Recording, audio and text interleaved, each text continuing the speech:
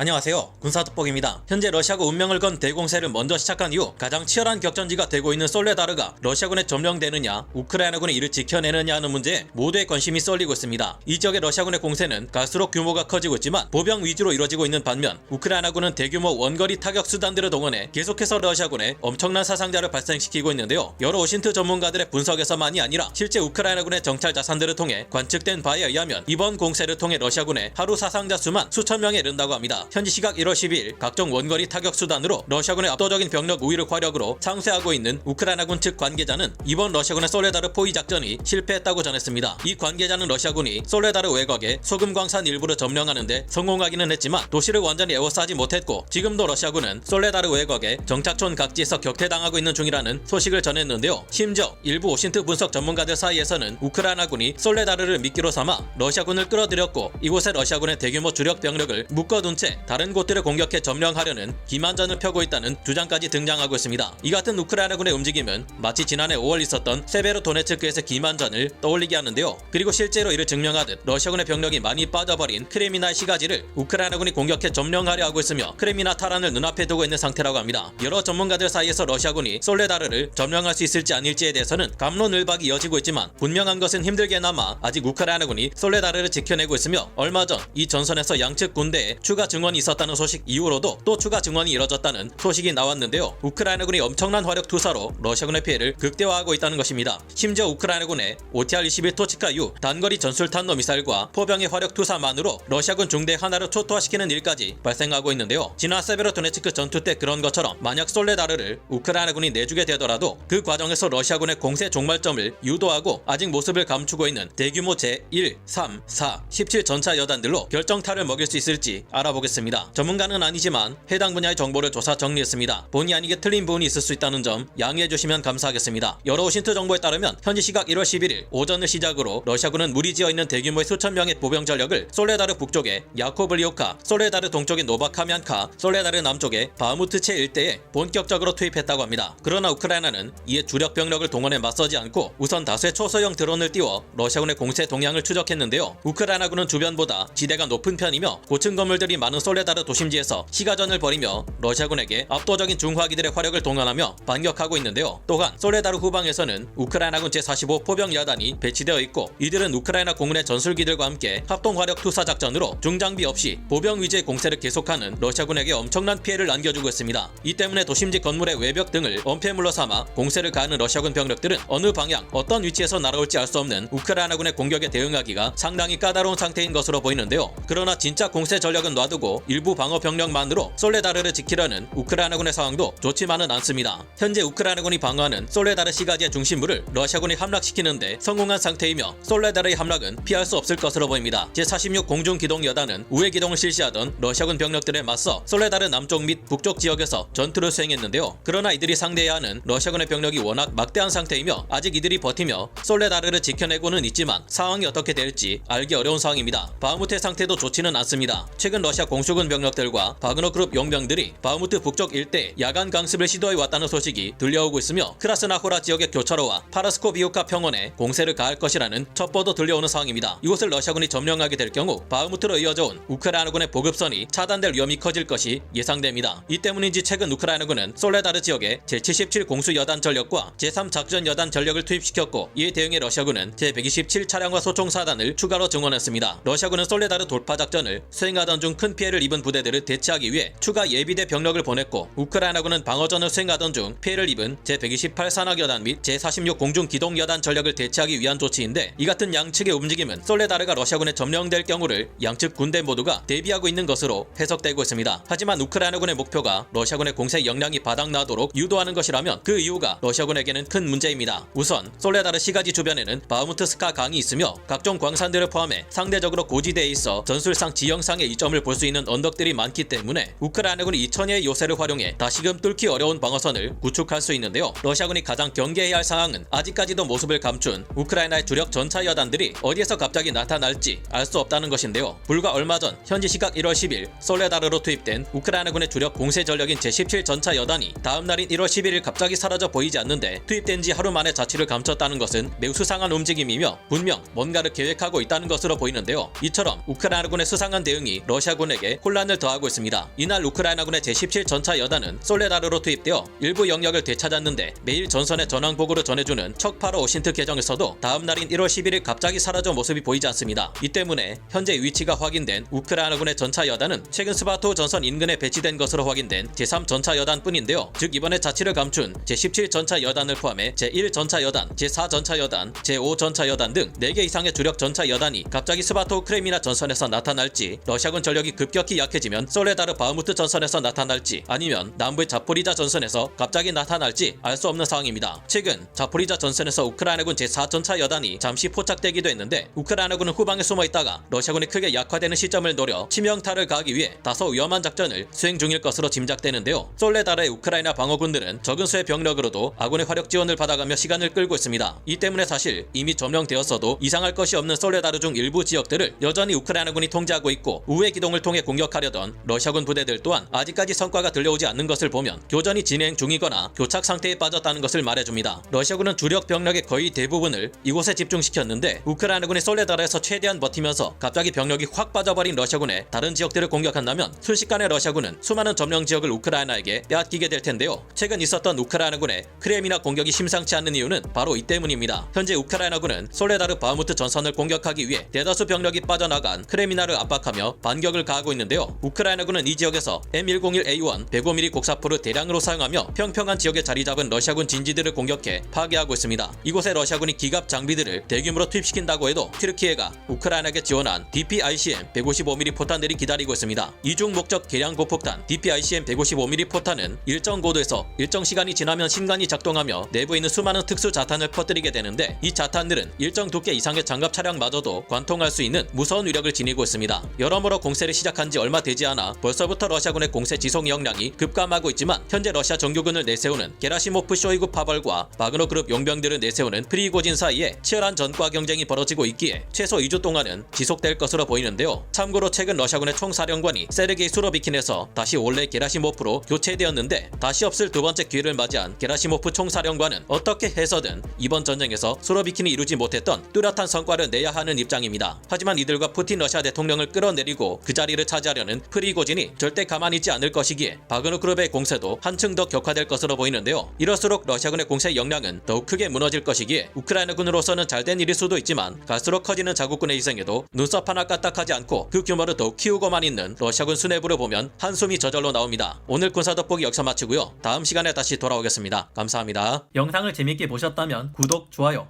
알림 설정 부탁드리겠습니다.